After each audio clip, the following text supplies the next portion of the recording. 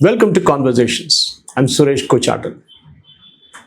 3 days ago, Ukraine launched one of the most audacious attacks that one has seen in modern war. It launched a huge number of drones that were carried long distances into Russia.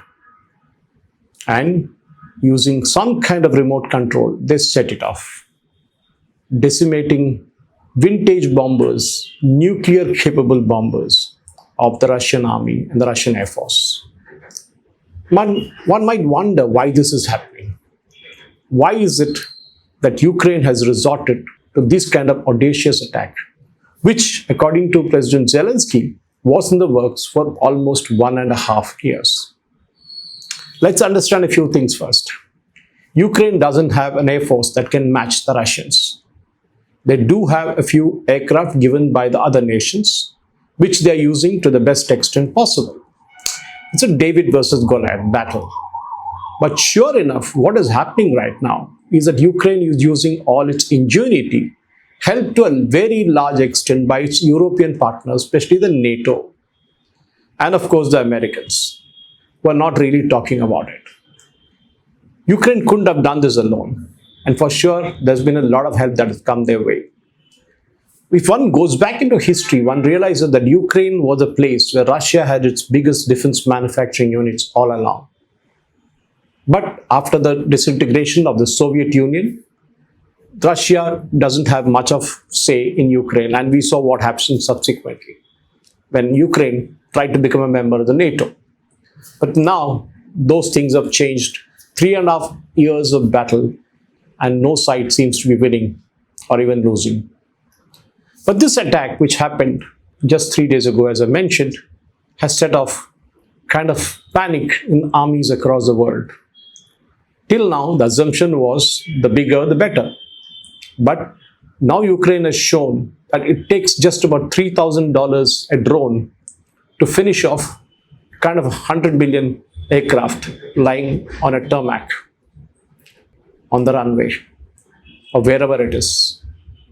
What do armies across the world need to learn from this, especially the Indian Army, the Indian Air Force, and the Indian Navy? Because recently we saw in the 4-day skirmish with Pakistan, a large number of drones were launched at India, which we successfully locked off thanks to our air defense system.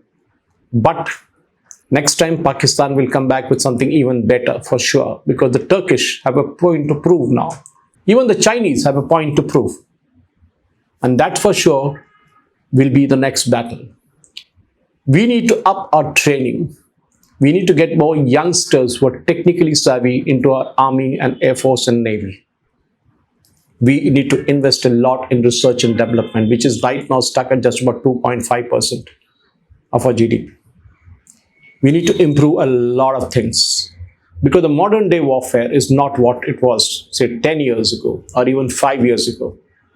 Israel has realized it. America has realized it. Russia has realized it. It takes just a kind of a couple of drones or even a swarm of drones to finish off a well-set army on the move. Infantry do count even now. Tanks do count. Expensive fighter aircraft do count. But these drones are the real disruptor. What do we need to do? One, we already have great manufacturing capacity in India. The private sector, especially the youngsters, the startups are involved in a very big way. But it is not just about making the drones. It's also equally difficult, should be, to find out where they are. The jamming techniques need to be really good. These drones should be able to hide themselves and, of course, carry a lot of weight in terms of the missiles and the bombs. There are works which happened recently. We saw, as in the case of the 4-day skirmish with Pakistan, we did use a large number of them to very effective use. But the Indian Air Force or the Indian Army will not talk about it. Rightly so, they should not talk about it.